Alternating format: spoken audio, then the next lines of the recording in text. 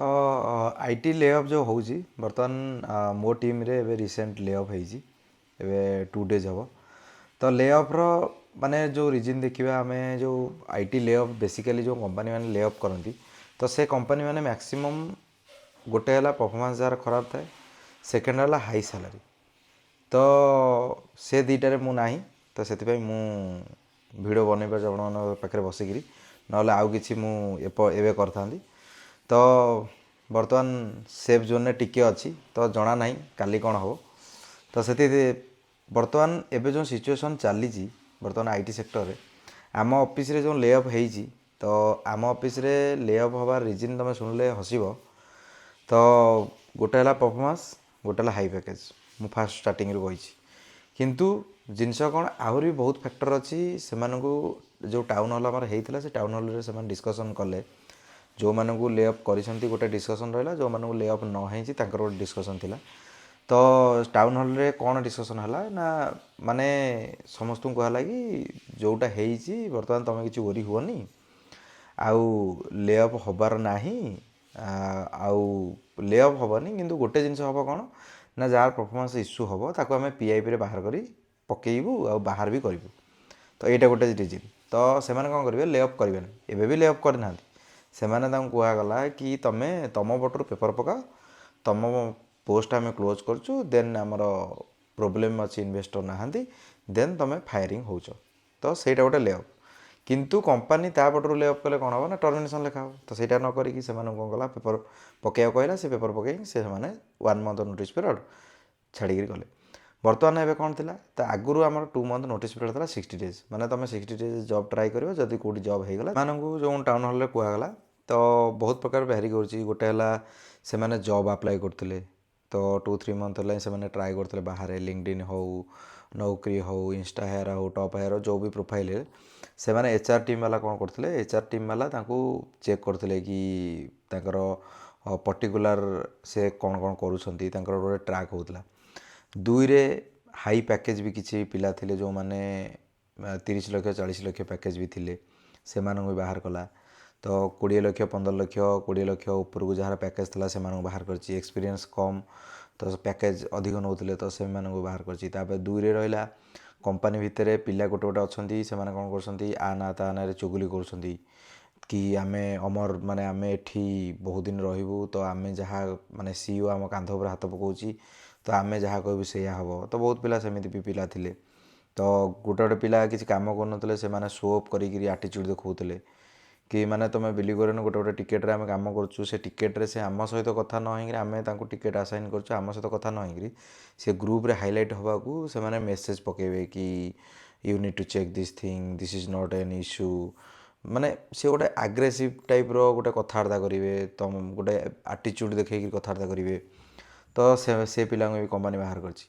ତାପରେ ରହିଲା, ମାନେ ତୁମେ ବିଲିଭ୍ କରିବନି, କମ୍ପାନୀ ଯେଉଁ ହିସାବରେ ବାହାର କରିଛି 15-20 ଜଣ ପିଲାଙ୍କୁ, ତା ଭିତରେ ଯେଉଁ ପିଲା କାମ କରୁନଥିଲେ ସେମାନେ ବାହାରିଛନ୍ତି, ଯେଉଁ ପିଲା ସତରେ ଆପ୍ଲାଏ କରୁଥିଲେ ସେମାନେ ବାହାରିଛନ୍ତି, ଯେଉଁ ପିଲା ଚୁଗୁଲିଆମି କରୁଥିଲେ ସେମାନେ ବାହାରିଛନ୍ତି, ଯେଉଁ ପିଲା ରିଅଲ୍ରେ କାମ କରୁଛି, ମାନେ 100ରୁ 150% ଆମ ଟିମ୍ରେ ଯେଉଁ ପିଲାଟା ବାହାରିଛି 150% ପିଲା କାମ କରୁଥିଲା।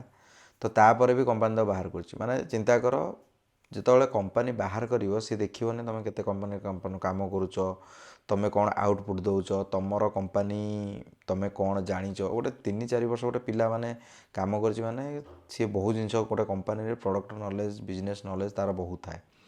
ତ ସେ କମ୍ପାନୀ ମାନେ ଚିନ୍ତା କର, ଗୋଟାଏ ମନ୍ଥ ନୋଟିସ୍ ପିରିୟଡ଼ ବି ଦେଉନି, 15 ଦିନ ଭିତରେ 10 ଦିନ ଭିତରେ କମ୍ପାନୀ ଫାୟାରିଂ କରିଦେଉଛି। ତୁମେ ଗୋଟେ ଜବ୍ ପାଇବାକୁ ତୁମକୁ ଲାଗିଯିବ 6 month 4 month 1 year, କେତେ ଦିନ ଲାଗିବ ତୁମେ ବି ଜାଣିନ।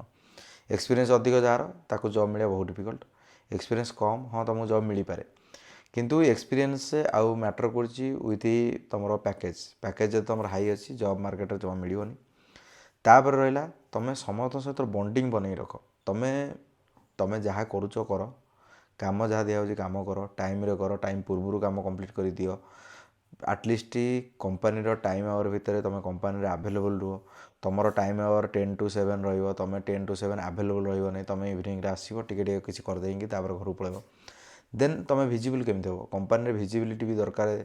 ତାପରେ ତୁମେ ଚୁଗୁଲିଆମି ବନ୍ଦ କର। କମ୍ପାନୀରେ ଯାହା ବି ତୁମେ ଯଦି ବି କିଛି କରିବାକୁ ଚାହୁଁଛ କି ମଜାମସ୍ତି କରୁଛ, କାହା ସହିତ କିଛି ଡିସ୍କସନ୍ କରନି, କାରଣ ତୁମେ ଜାଣିନ ତୁମ ସାଙ୍ଗରେ ପିଲା ମିଶିକିରି ସିଏ ଅଲଗା ଆଡ଼େ ବି ତୁମ ନାଁରେ ଗପୁଥିବେ କି ଏ ପିଲାଟା ଏଇ କଥା କହୁଥିଲା, କିନ୍ତୁ ସେମାନେ ସେ ଜାଗାରେ ଭଲ ହେଇଯିବେ ଉପର ଲେବୁଲ୍ରେ ଲୋକଙ୍କ ସହିତ ମିଶିକିରି ଭଲ ନା ଭଲ ଭାଇ ଭଲ କରିବେ, କିନ୍ତୁ ତୁମର ହିଁ ପ୍ରୋବ୍ଲେମ୍ ହେବ କ୍ରିଏଟ୍।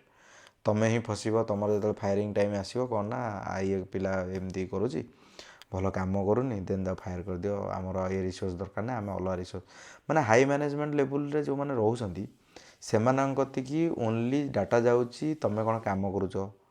ତୁମେ କାମ ଯେତିକି କାମ ଉପରେ ଫୋକସ୍ ପିଲା ଆଜିକାଲି କରୁନାହାନ୍ତି, ମାନେ ଅଲଗା ଜିନିଷରେ ନେଗେଟିଭ୍ ଜିନିଷରେ ଅଧିକ ଫୋକସ୍ ହେଉଛି। ତୁମେ କେଉଁଠି କ'ଣ କହିଲ, ତୁମେ କେଉଁ ଜିନିଷରେ ହସିଲ, ତୁମେ କେଉଁ ଜିନିଷରେ କେଉଁଠି କାହା ସାଙ୍ଗେ ବସି କଥା ହେଲ, ନେଗେଟିଭ୍ ଜିନିଷ ସବୁ ଯିବ। ପଜିଟିଭ୍ ଜିନିଷ ତୁମେ ଦେଖ, ତୁମେ ବି କାମ କରୁଛ, ଅଲଗା ପିଲା ବି କାମ କରୁଛନ୍ତି। ତୁମେ ଗୋଟେ କେଉଁ ରକେଟ୍ ସାଇନ୍ସ ତ କରିଦେଉନ, ତୁମେ ସିଏ ବି ଯେମିତି କାମ କରୁଛନ୍ତି ପଇସା ନେବ, ତୁମେ ବି ସେଇଆ କାମ କରୁଛ ତ ପଇସା ନେଉଛ। କିଛି ଗୋଟେ ରକେଟ୍ ସାଇନ୍ସ ଏଠି ହେଉନାହିଁ ନା ଗୋଟେ ବଡ଼ କିଛି ଚମତ୍କାର ଜିନିଷ ତୁମେ କରିକିରି ଦେଖାଇ ଦେଉନା। ତ ସବୁ ଆଜିକାଲି ହେଇଗଲାଣି, ସମସ୍ତେ ସବୁ ଜିନିଷ ଜାଣିଛନ୍ତି, ତୁମେ ବି ସେଇ ଜିନିଷ ଜାଣିଛ, ତୁମେ ବି କରୁଛ। ତ ତୁମେ କିଛି ୟୁନିକ୍ କଲେ ହିଁ ତ କମ୍ପାନୀ ତୁମେ ରହିବ ନା। ଦେନ୍ ତୁମେ ତୁମର ସ୍କିଲ୍ ଅପ୍ କର, ତୁମେ ସମସ୍ତଙ୍କ ସହିତ ମିଶିକି ରୁହ, ମ୍ୟାନେଜମେଣ୍ଟ ହାୟର ମ୍ୟାନେଜମେଣ୍ଟ ଲୋକଙ୍କ ସହିତ ଭଲସେ ବନେଇକି ରଖ। ଯାହା ସହିତ ତୁମର ଯେତିକି କଥାବାର୍ତ୍ତା ହେବାରେ ସେତିକି କଥା ହୁଅ। ତୁମେ ଅଧିକ କଥାବାର୍ତ୍ତା ହେଇକିରି କିଛି ଲାଭ ନାହିଁ, ନା ତୁମେ ଅଧିକ କାମ କଲେ ବି ତୁମକୁ ଆଚିଭମେଣ୍ଟ ମିଳିବ, ଗୋଟେ ବଡ଼ ଆଚିଭମେଣ୍ଟ ସେଇଟା ବି ନାହିଁ। ତୁମେ ବିଲିଭ୍ କରିବନି, ପରଫର୍ମାନ୍ସ ସାଇକେଲ୍ ଯେଉଁଟା କହନ୍ତି, ପରଫର୍ମାନ୍ସ ଯାହାର ଭଲ ହେଇଥାଏ କ୍ୱାର୍ଟରଲି, ଯେମିତି ଜାନୁଆରୀ ଫେବୃଆରୀ ମାର୍ଚ୍ଚ GFM ହେଇଗଲା, ଅପ୍ରିଲ ମେ ଜୁନ୍, ତ ମାନେ ଯେଉଁ କ୍ୱାର୍ଟର ସବୁ ରହୁଛି ପର୍ 3 ମନ୍ଥକୁ ଯେଉଁ କ୍ୱାର୍ଟର ରହୁଛି, ସେଇ ଯେଉଁ କ୍ୱାର୍ଟର ଭିତରେ ଯେଉଁମାନେ ଭଲ ପରଫର୍ମ କରୁଛନ୍ତି ସେମାନଙ୍କୁ ଗୋଟେ ଆୱାର୍ଡ଼ ଦିଆଯାଏ। ସେ ଆୱାର୍ଡ଼ ଯେତେ ଜଣ ପିଲାଙ୍କୁ ଆମ ଅଫିସରେ ମିଳିଛି, ତୁମେ ବିଲିଭ୍ କରିବନି, ସେ ସବୁ ଯାକ ପିଲାଙ୍କୁ ଫାୟାର ହେଇଛି। ତ ତୁମେ ଆୱାର୍ଡ଼, ମୁଁ ସେଇଟା କହୁନି ଯେ ତୁମେ ଭଲ କାମ କରୁଛ ଆୱାର୍ଡ଼ ନେଉଛ ତୁମ ଫାୟାରିଂ ହେଉଛି। ତ ତୁମେ ଆୱାର୍ଡ଼ ନେଉଛ ଠିକ୍ ଅଛି, କିନ୍ତୁ ତୁମେ ଆୱାର୍ଡ଼ ନେଲା ପରେ ପିଲା କ'ଣ କରୁଛନ୍ତି, ଡେମକେୟାରୀ ହେଇଯାଉଛନ୍ତି କି ଆମେ ବହୁତ ଭଲ କାମ କରୁଥିଲୁ ଆମକୁ ମିଳିଗଲା, ତାପରେ ସେମାନେ ସ୍ଲୋ ହେଇଯାଉଛନ୍ତି। ତୁମେ ଯେଉଁ ଏଫର୍ଟ ମାରିକି ତୁମେ ଆୱାର୍ଡ଼ ପାଇବା ପୂର୍ବରୁ ତୁମେ କାମ କରୁଥିଲ, ସେଇ ଏଫର୍ଟ ମାରିକି ତୁମେ ତାପରେ ବି କାମ କରିବାକୁ ଟ୍ରାଏ କର। ନାହିଁ ଯେ ତୁମେ ଗୋଟେ ବଡ଼ ଆଚିଭମେଣ୍ଟ ପାଇଯାଇଛ, ତୁମେ ଗୋଟେ ବଡ଼ ପଦକ ପାଇଯାଇଛ, ପୁରସ୍କାର, ତାପରେ ତୁମେ କିଛି କାମ କରିବନି, କମ୍ପାନୀ ତୁମକୁ ବସେଇକି ପଇସା ଦେବ। ଦେଖ, ତୁମେ ଯଦି ଘରେ କାମ କରୁନ, ତୁମ ଘର ଲୋକ ତୁମକୁ ବସେଇକି ପଇସା ଦେଉଛନ୍ତି କି? ଦେଉନାହାନ୍ତି ନା। ଯଦି ଆଜିକାଲିକା ଡେଟ୍ରେ ତୁମେ ଗୋଟେ କିଛି କାମ କରୁନ, ମା' ବାପାଙ୍କ ବିହେଭିଅର୍ ବି ଗୋଟେ ଟାଇମ୍ରେ ବି ଚେଞ୍ଜ ହେଇଯାଉଛି, କି ଘରେ ବସି କାହିଁ ହେଉଛୁ, ଯାଇକିରି କ'ଣ କର, ଯଦି ତୁ କିଛି କରିବୁନି ଘରେ ତାହେଲେ ଆମେ ତୋତେ କେତେ ଦିନ ବସି ଖାଇବାକୁ ଦେବୁ। ତ କମ୍ପାନୀ ଭାଇ ସେଇଆ, ତ କମ୍ପାନୀ ବି ତୁମ ଘର ଭଳିଆ। ଯଦି ଆଉଟପୁଟ୍ କିଛି ନାହିଁ, ଦେନ୍ କମ୍ପାନୀ ତୁମକୁ ରଖିକିରି ଖାଲି ପଇସା ତ ଦେବନି। ଦେନ୍ କମ୍ପାନୀ ଚିନ୍ତା କରିବ ଏ ପିଲାକୁ ବାହାର କରି ଆମେ ଆଉ ଗୋଟେ ପିଲାକୁ ଆଣିଲେ ହିଁ ଆଉ ଗୋଟେ ପିଲା ଆମର କାମ କରିବ କମ୍ ପଇସାରେ, କମ୍ ଏକ୍ସପିରିଏନ୍ସ ପିଲା। ଯେଉଁଠି ଗୋଟେ 40 ବର୍ଷ ପିଲାକୁ ରଖିକିରି କମ୍ପାନୀ 30 ଲକ୍ଷ ପ୍ୟାକେଜ୍ ଦେଉଛି, ଯଦି କମ୍ପାନୀ 25 ବର୍ଷ ଗୋଟେ ପିଲାକୁ ନେଇକିରି 10 ଲକ୍ଷ ପ୍ୟାକେଜ୍ରେ କାମ କରିପାରୁଛି, ତା ପାଖରେ ବି ସେଭ୍ ରହିଲା ନା ପଇସା 20-30 ଲକ୍ଷ। ଦେନ୍ କମ୍ପାନୀ ତୁମ ପଛରେ ଇନଭେଷ୍ଟ କରି ଫାଇଦା କିଛି ନାହିଁ ନା। କମ୍ପାନୀ କି ଆଜିକା ଡେଟ୍ରେ ସବୁ କମ୍ପାନୀ କି ବେନିଫିଟ୍ ଦରକାର। ସମସ୍ତଙ୍କର ଇମ୍ପାକ୍ଟ ପଡ଼ୁଛି ବିଜନେସ୍। ଯଦି ଗୋଟେ କମ୍ପାନୀର ବିଜନେସ୍ ଡାଉନ୍ ହେଉଛି, ଗୋଟେ କମ୍ପାନୀର ଇନଭେଷ୍ଟର ନାହାନ୍ତି, ଗୋଟେ କମ୍ପାନୀର କ୍ଲାଏଣ୍ଟ ମିଳୁନି, ଦେନ୍ କମ୍ପାନୀ ଗୋଟେ ଏମ୍ପ୍ଲୟି କି ପଇସା ଦେବା ପୂର୍ବରୁ ସିଏ ତା'ର ବିଜନେସ୍ଟା ଠିକ୍ ଚାଲିଛି ନା ନାହିଁ ସିଏ ବି ଦେଖିବ। ଯଦି ତା ବିଜନେସ୍ ଚାଲିନି ଠିକ୍, ସବୁ ଏଣ୍ଡ ଅଫ୍ ଦ ଡେ ସବୁ ବିଜନେସ୍ର ଖେଳ। ଆଉ ଯଦି ତୁମର କମ୍ପାନୀର କିଛି ଆଉଟପୁଟ୍ ନାହିଁ, କମ୍ପାନୀ ଲସ୍ରେ ଚାଲିଛି, ଦେନ୍ କମ୍ପାନୀର ଏତେ ଟେକ୍ ଟିମ୍ ହେଉ, ଏତେ ସେଲ୍ସ ଟିମ୍ ହେଉ, ମାର୍କେଟିଂ ଟିମ୍ ହେଉ, ଏତେ ଟିମ୍ ରଖିକିରି ପିଲାଙ୍କୁ ତ ଫାଇଦା କିଛି ନାହିଁ। କମ୍ପାନୀ ବେକାର ଇନଭେଷ୍ଟ କରିବ ପଇସା, ତୁମକୁ ସାଲାରୀ ଦେବ ବସିକିରି। ତ ଜିନିଷ ହେଉଛି କ'ଣ, ତୁମେ ତୁମ ହିସାବରେ ତୁମେ ତୁମର ପଢ଼ାପଢ଼ି କର, ସ୍କିଲ୍ ଅପ୍ କର, ପିଲାଙ୍କ ସହିତ ମିଶ, କମ୍ୟୁନିକେଟ୍ ଲୋକଙ୍କ ସହିତ କର। ଯାହା ବି ତୁମର କାମ ପଡ଼ୁଛି ତୁମେ କାମଟାକୁ ଟାଇମ୍ ହିସାବରେ, ତୁମ ଟାଇମ୍ ପୂର୍ବରୁ, ତୁମେ ବିଲିଭ୍ କରିବନି, ମୋର 1-to-1 ଥିଲା ମୋ ମ୍ୟାନେଜର ସହିତ।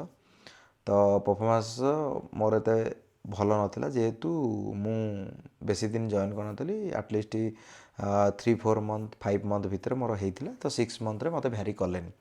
ଯେତେବେଳେ ନ କଲେ ମୋର କିଛି ଭେରିଏବଲ୍ ପେ ହେରିକା କିଛି ମିଳିଲା ନାହିଁ, ମୋର ଏତେ ପରଫର୍ମାନ୍ସ ଭଲ ନଥିଲା। ତ ମୁଁ ଯେତେବେଳେ 1-to-1 ଗଲି ମୋର କଥା ହେବା ପାଇଁ ମ୍ୟାନେଜର ସହିତ, ମାନେ ସିଏ ମୋତେ କହିବା କଥା କି ମାନେ ଆମେ ଯାହା ଏକ୍ସପେକ୍ଟ କରୁଛୁ ତୁମେ ସେତିକି କାମ କରୁନ। ତୁମେ ବିଲିଭ୍ କରିବନି, 4 ବର୍ଷରେ ପିଲା ଯେତିକି କାମ କରିନାହାନ୍ତି, ମୁଁ 4 ମାସରେ ତା'ର ଡବଲ କାମ କରିଛି। ରାତି 11ଟା ଯାଏ ଅଫିସରେ ରହିଛି, ମୁଁ ଡେଲିଭରି କରିଛି, ସଟର୍ଡ଼େ ସଣ୍ଡେ ମୋତେ ଯେତେବେଳେ ବି ଦରକାର ପଡ଼େ ମୁଁ ଘରେ ବି କନେକ୍ଟ କରେଇ।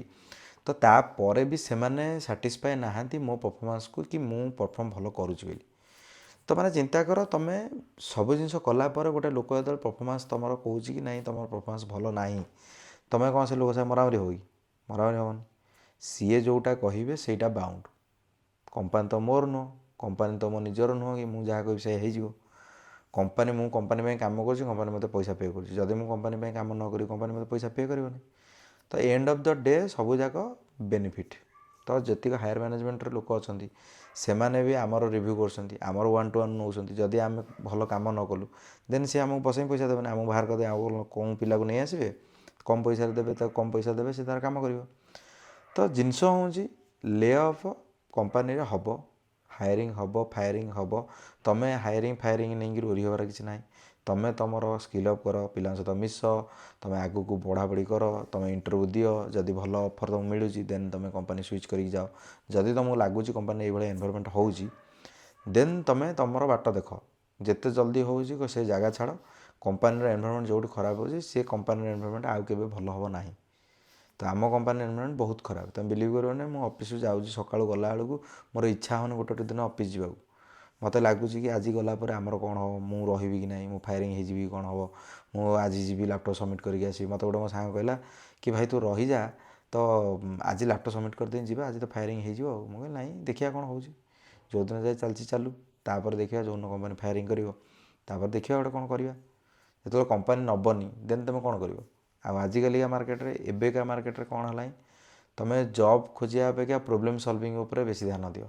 ତୁମେ କେମିତି ଗୋଟେ ପ୍ରୋବ୍ଲେମଟାକୁ ହ୍ୟାଣ୍ଡେଲ୍ କରିକି ତାକୁ ସଲ୍ୟୁସନ୍ ବାହାର କରିକି ତାକୁ ସଲ୍ଭ କରିପାରୁଛ।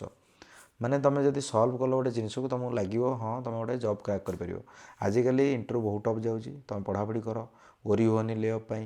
ଯେଉଁଠି ବି ଯିଏ ବି ସର୍ଚ୍ଚ କରୁଛ, ଫ୍ରେସର ହେଉ, ଏକ୍ସପିରିଏନ୍ସ ହେଉ, ପେସେନ୍ସ ରଖ। ଆଟଲିଷ୍ଟ ବ୍ୟାକଅପ୍ କିଛି ସାଲାରୀ, ତୁମେ ଯାହା ବି ପଇସା ପାଉଥିଲ 6 ମନ୍ଥର 1 ଇୟର୍ର ପଇସା ରଖ, ସେଭିଂ କର, ଇଣ୍ଟରଭ୍ୟୁ ଦେଇ ଚାଲ। ଯେଉଁଦିନ ହେବ ତୁମେ ଜଏନ୍ କରିବ।